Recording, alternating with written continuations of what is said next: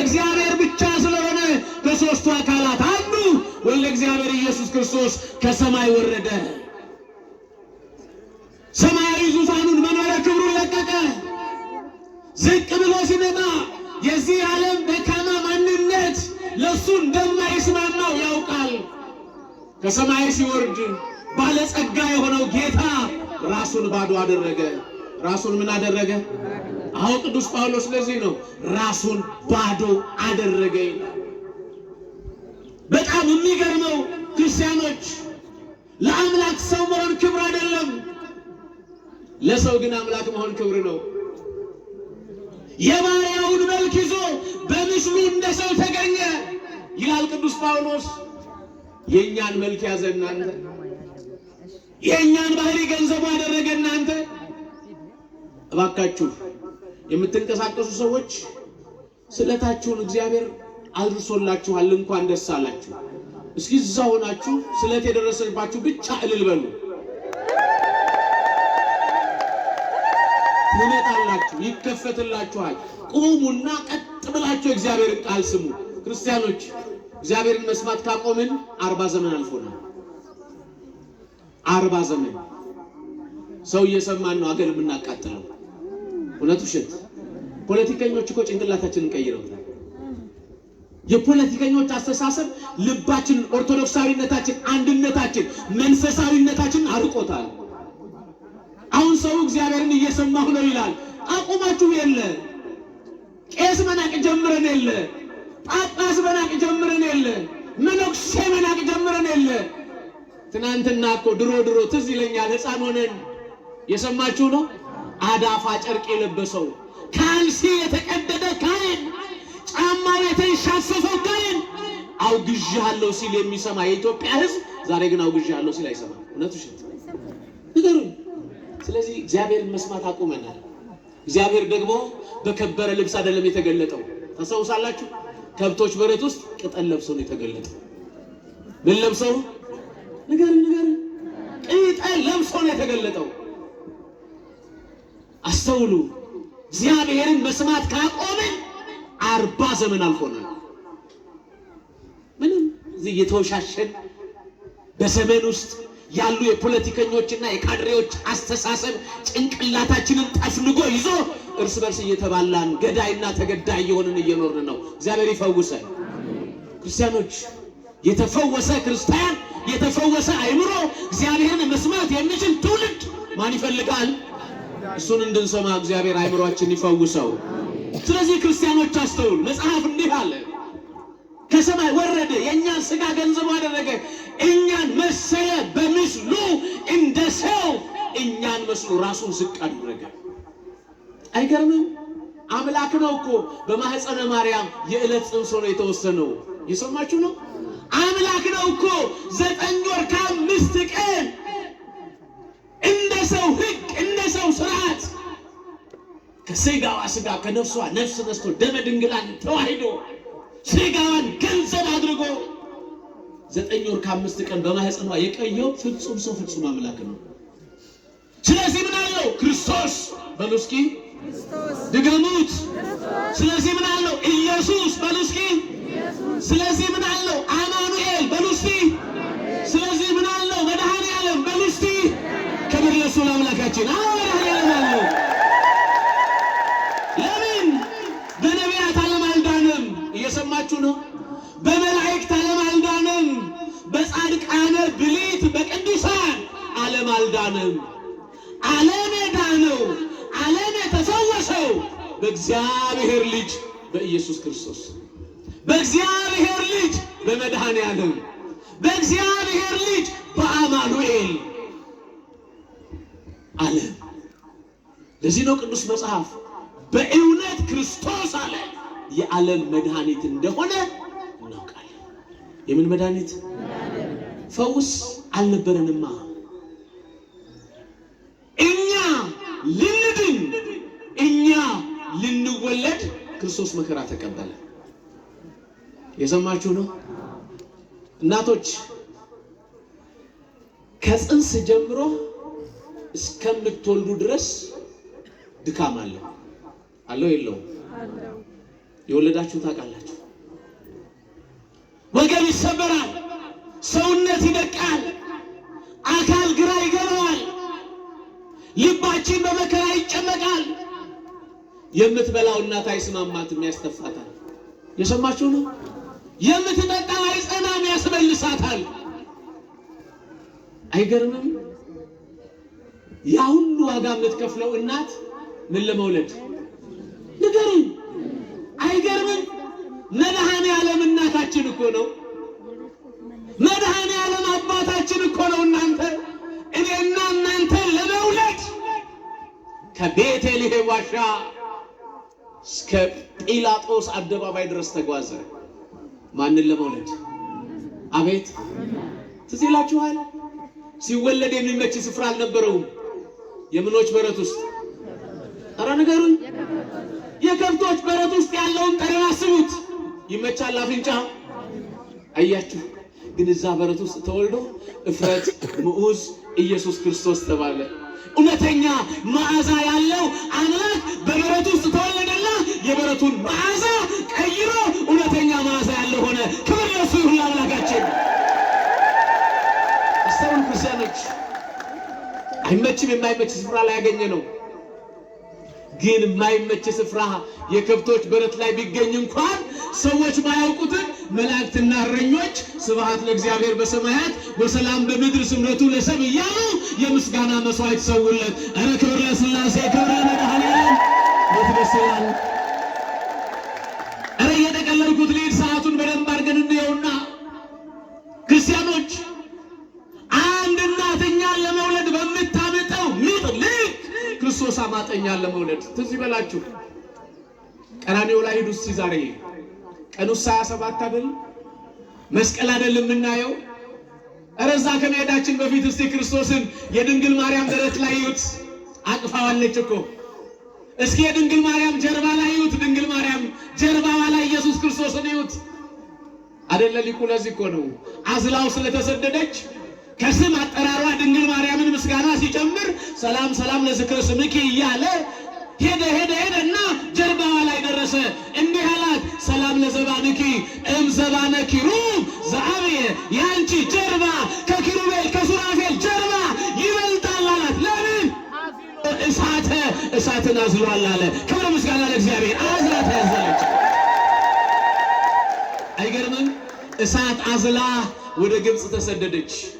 ወዴት? ምን አዝላ? ማነው እሱ? እሳቱ ኢየሱስ ክርስቶስ።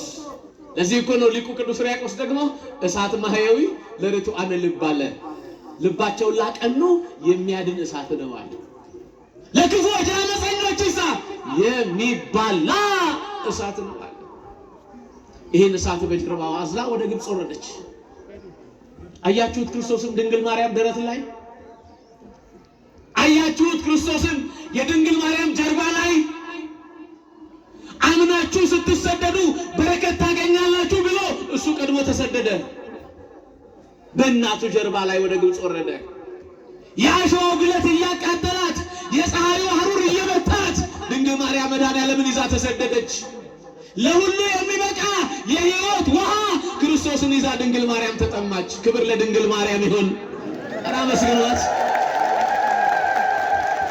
አስላጋችን ማያችን የፈጠረውን ንጉሥ ይዛ ድንግል ማርያም ተጠማች። ራባት ድንግል ማርያም እውነተኛውን መብል ክርስቶስን በደረቷ ታቅፋ። ጠማት ድንግል ማርያም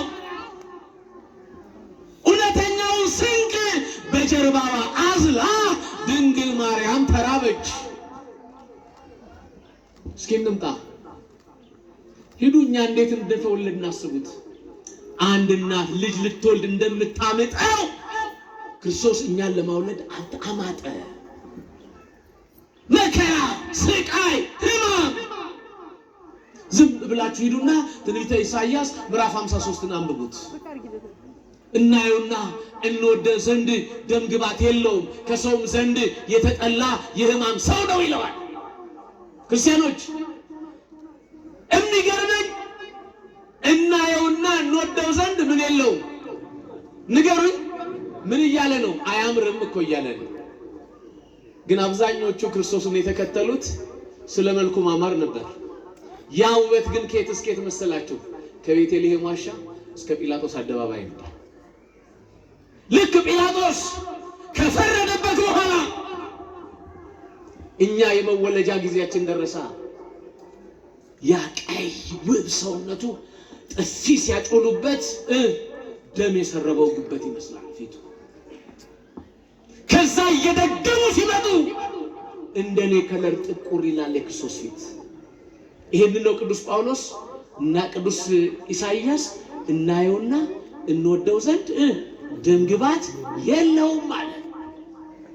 ቀጠለ እንደገና ስለ መተላለፋችን ቆሰለ። እስኪ በሏት እቺን ቃል ስለ መተላለፋችን በሉ። ማርያምን አልሰማሁም።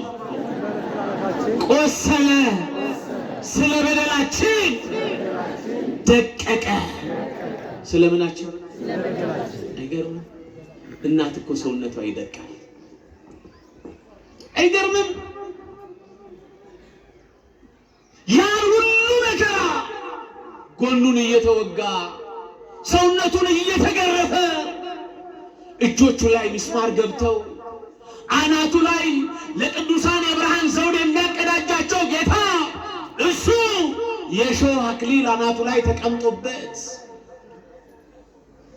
ያ ውብ አካሉ ከሰውነቱ ላይ እየተቦጨቀ እየወደቀ አጥንቱ እስኪታይ በረዶ መስሎ አጥንቱ እስኪታይ መከራ ሲቀበል፣ ይሄ ሁሉ ግን እኛን ለመውለድ እኛን ለማረክ ንገሩኝ፣ እኛን ለመውለድ እናንተ እኛ የተወለድነው ቀራንዮ ክርስቶስ በከፈለልን ዋጋ ነው። እኛ የተወለድነው እሱ በከፈለው ዋጋ ነው። እሱ በተሰቃየው ስቃይ ነው። እሱ በታመመው ሕመም ነው እኛ የተወለድነው ክርስቲያኖች። በዛው ሁሉ መከራ ውስጥ አለፈ። ይገርመኛል እኔ እጁን እየተወጋ የእጁ መዳፍ ላይ የኔና የእናንተን ስም ጻፈ። ክብር ለሱ ይሁን ለአምላካችን። የሁላችንንም ስም እስኪ ሁላችሁ በሉ አንድ ጊዜ በእጅ መዳፍ ላይ በሉ። ድገሙት ድገሙት። ቀርጫችኋለሁ። አንተ ያንተ መልክ የክርስቶስ እጅ ላይ አለ። ያንተ ስም ያንቺ ስም የክርስቶስ እጅ ላይ አለ። የሰማችሁ ነው? መልክህ ስምህ እጁ ላይ ተጽፏል። አንድ ሰው ለመጻፍ ወረቀትና እስክሪፕቶ ይፈልጋል አይደል? ክርስቶስ ግን የኛን ስም ለመጻፍ ወረቀትም እስክሪፕቶም አልፈለገም። ከእጁ የሚፈልቀውን ደም ብንት ቀለም አደረገው። እጁ ላይ የገባውን ሚስማር መቃ አደረገው። እጁን ብራና አደረገና የሁላችንንም ስም ለዘላለም ጻፈው። ክብር ምስጋና ለሱ ይሁን። ስለዚህ ሁላችን የማን እጅ ላይ አለ? የመድኃኒዓለም በሉ ባካችሁ። የማን እጅ ላይ? ሁላችን ስማችን የማን እጅ ላይ ተጽፏል? ክብር ምስጋና ለሱ። እጁ ላይ ጻፈን እኮ ነን። ጀርባ ይታያል? ንገሩኝ፣ ይታያል? ሁልጊዜ የሚታይ ምንድን ነው? ሩቃት ፊት እንኳን በየቀኑ አይታይም። ሁሌ የሚታየው ምንድን ነው? ንገሩኝ። እጅ ነው። ለዚህ ነው እጁ ላይ የጻፈን። ለዚህ ነው በእጁ መዳፍ የያዘን። ለዚህ ነው እኮ ሊቁ ኩሉ እሁዝ ውስተ እዴሁ አሐዜ ዓለም በእራሁ ዓለምን በመሃል እጁ። በምን እጁ? ኧረ በድንግል ንገሩኝ። በመሃል እጁ የያዘ ማን ብቻ? ኧረ መድኃኒዓለም። ክብር ምስጋና ለሱ ይሁን። ስለዚህ ቅዱስ ጳውሎስ በእውነት ክርስቶስ የዓለም መድኃኒት ነው አለ። እውነት ነው። ዓለም 5500 ዘመን ታሞ ቆስሎ ደክሞ መከራ አይቶ ነበር። ምክንያቱም ሊያድነው ማንም አልቻለም። ስለዚህ እግዚአብሔር መገለጥ ነበረበት። ክርስቶስ ወደዚህ ዓለም መምጣት ነበረበት። ከሦስቱ አካላት አንዱ አካል ክርስቶስ ወደዚህ ዓለም መምጣት ነበረበት። መጣ፣ ከሰማይ ወረደ፣ የድንግልን ሥጋ ገንዘቡ አደረገ፣ መስቀል ላይ ዋለ። መስቀል ላይ ስንት ሰዓት ቆየ? መልሱልኝ፣ ካልመለሳችሁ አልናገርም። መስቀል ላይ ስንት ሰዓት ቆየ ክርስቶስ? በደንብ ንገሩኝ። ግራ እየተጋባችሁ አይደለም፣ አምናችሁ ንገሩኝ። ስንት ሰዓት? ድገሙት። 3 ሰዓት ቆየ። ምን ላይ? ንገሩኝ። አይገርምም? የክርስቶስ አካል መስቀል ላይ ቆየ። ስለዚህ መስቀል የክርስቶስ ዙፋን ነው። ክብር ምስጋና ለእግዚአብሔር። መስቀል ላይ ስንት ሰዓት ቆየ? ስንት ሰዓት ወደ መቃብር ወረደ? 9 ሰዓት። ችን ካላወቃችሁማ ከባድ አይደለም። አቤት አቤት ተናገሯታ በደንብ። እዛ ጋር ያላችሁ ሰምታችኋል። ኮርጃችሁም ቢሆን ተናገሩ። ስንት ሰዓት ወደ መቃብር? ስንት ሰዓት ወረደ? ከ6 ሰዓት እስከ 11 ሰዓት። ስንት ሰዓት ይሆናል? ቶሎ በሉ። 5 ሰዓት። አቤት ድገሙልኝ። 5 ሰዓት ይሆናል። በ5 ሰዓት ውስጥ የ5500 ዘመን ዕዳ በደላችንን፣ ሞት እንግልታችንን፣ መከራ ስቃያችንን ክርስቶስ ጠቀለለውና ወደ መቃብር ወርዶ ሁላችንንም ከኃጢአት ባርነት ነፃ ወጣን። ክብር ምስጋና ለእሱ ይሁን። የ5500 ዘመን ታሪክ በስንት ሰዓት ተጠቃለለ? አረ ንገሩኝ። ነገስታት ይችላሉ? ንገሩኝ። መኳንንት ይችላሉ? ባለስልጣናት ይችላሉ? ጦረኞች ይችላሉ? ኃያላን ይችላሉ? የሚችል ማን ብቻ? የ5500 ዘመን የሰይጣንን ጦር በ5 ሰዓት ክርስቶስ ነቀለና ለዘላለም ልጆቹ አደረገን። በደረቱ አቀፈን። ክብር ምስጋና ለእርሱ ይሁንለት። ስለዚህ ክርስቲያኖች ይሄን ፍቅር ይዩት፣ ይሄን በጎነት ይዩት፣ ይሄን ምሕረት ይዩት፣ ይሄን ይቅርታ ይዩት። መድኃኒዓለምን ስታዩ ክርስቲያኖች፣ መድኃኒዓለም ስትመጡ ይሄንን ፍቅር ይዩት፣ የተከፈለውን ዋጋ ደሙን ይዩት እንጂ ክርስቲያኖች ዛሬ የሰው ደም እያስጨነቀን አይደል? እውነቱ ሸ ክርስቲያን በመሆናቸው ሰዎች ሲገደሉ እንኳን መች ረፍት አገኘን? ግን ክርስቲያኖች የሰው መሞት ሊያስጨንቅ፣ በተለይ የክርስቲያን ሞት ሊያንጫጫችሁ አይገባም። አትንጫጩ፣ አልቅሱ፣ ጸልዩ። ዩቲዩበሩን ፌስቡክን ተውት። እሱ መልስ ከማን እጅ? ድገሙን። ስለዚህ ፌስቡኩ ይመልሳል፣ ኢንተርኔቱ ይመልሳል። ድንገት ቻሌንጁን ስለተቀላቀልን ጉልበት የፈጠርን ይመስለን ይሆናል እንጂ ከጉልበተኛ ሀገሮች በላይ ጉልበተኛ ማን? ኧረ ክብር ለሱ፣ እሱ ይችላል። ስለዚህ ኦርቶዶክሳውያን ጫጫታውን ቀንሱ፣ ወሬውን ቀንሱ፣ ጩኸቱን ቀንሱ። ጸልዩ ግን ማብዛቱን፣ ጸሎቱን አብዙ፣ ውዳሴ ማርያም መድገሙን አብዙ፣ ንስሐውን አብዙ፣ ይቅር ባይነቱን አብዙ፣ ቸርነቱን አብዙ እንጂ አትንጫጩ። ቲክቶኩም እየሰማችሁ ነው። ቲክቶኩም፣ ኢንተርኔቱም፣ ብሎጉም እያንዳንዱ ፕላትፎርም ኦርቶዶክሳውያንን የሚፈልግ እንዳይመስላችሁ። ሜቢ ኢንሴንቲቭ ሊያገኝበት ይችላል። ሜቢ ድንገት የሥጋ ክብሮቻችን ላይ ሊያተኩር ይችላል። ኦርቶዶክሳዊ ክብርን ግን አይመልስም። እውነቱ ውሸት። ኦርቶዶክሳዊነት ክብሩ ጸሎት ነው።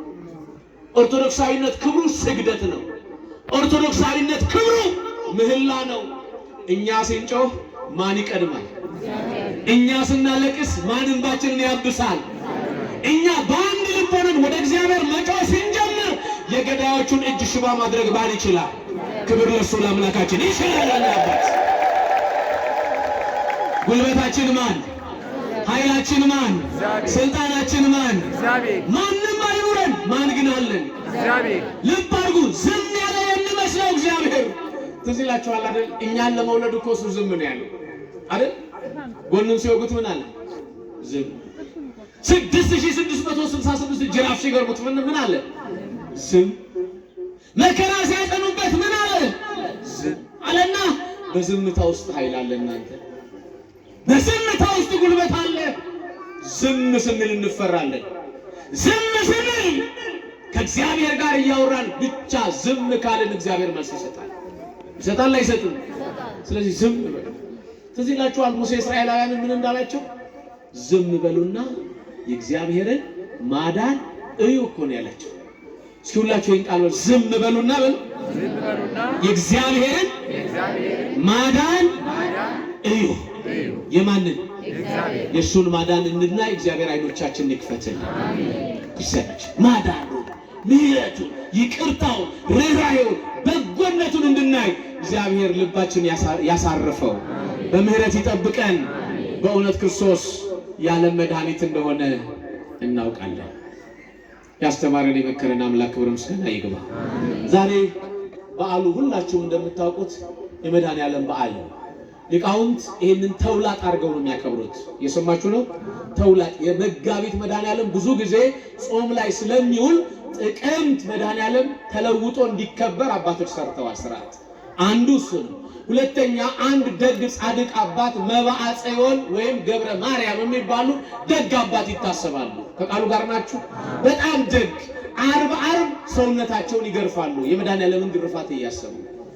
የሰማችሁ ነው። የሚጣፍጥ ነገር አይጠጡም፣ የሚመር ነገር ይጠጣሉ። የማንን መከራ እያሰቡ? የክርስቶስን። ያ ብቻ አይደለም፣ ዓርብ ሁልጊዜ ከአምላካቸው ከእግዚአብሔር ጋር ፍጹም የሆነ ግንኙነት አላቸው። ታዲያ እግዚአብሔር ምን አለ?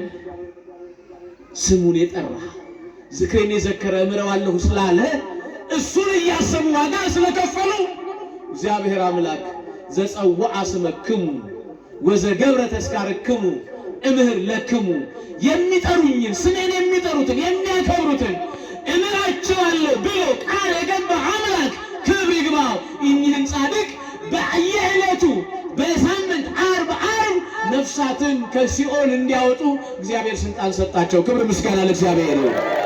ስለዚህ የቅድስና ጥጉ እግዚአብሔርን የመምሰል ኃይሉ ነፍሳትን እንኳ በእግዚአብሔር እጅ ቆሞ የማማለድ አቅም እግዚአብሔር ለቅዱሳን ሰጥቷቸዋል። በድምሩ ብዙ ጻድቃን ብዙ ቅዱሳን ይከበሩበታልና የቅዱሳን አባቶቻችን በረከት፣ የመድኃኔዓለም ቸርነት፣ የድንግል ማርያም አማላጅነት ሁላችንን የሚጠብቀን። ትምህርቴን ጨርሻለሁ።